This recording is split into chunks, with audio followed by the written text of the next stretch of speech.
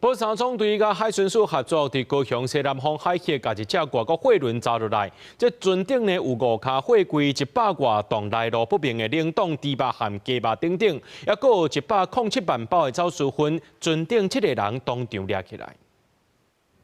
因为接到线报有货船要走私物件来高雄港，于是保三总队甲海巡署高雄海巡队斗阵来到高雄西南方的海峡，甲这只天上尼亚级的货船抓落来。保三表示，这只船对马来西亚要驶来高雄，船顶有10卡货柜，拢总7个人，包括印尼籍的船长、船员，甲一个姓王的台湾人。因甲海巡船舰一路甲货船押登来高雄港进行搬查。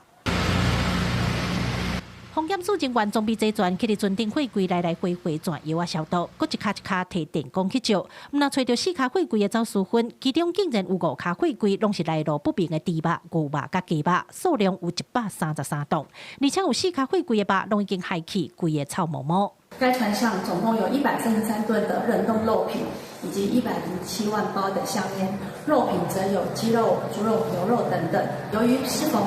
疫情期间，调查后。 将香烟查扣，而该船与人员则于海巡署介入之下离境。保三表示，船顶的肉甲粉市价超过4000万，因为台湾这阵当时防疫的重要时机，遐个肉无互伊落船，同时也甲船顶的7个人按照违反昆酒管理法甲动物传染病防治条例移送高雄地检署侦办。检方表示，姓王的台湾人交保，其他6名外国船员因为无出入境，最后是人甲船做过遣送回去。记者郭家如、柯昭阳、高雄场报道。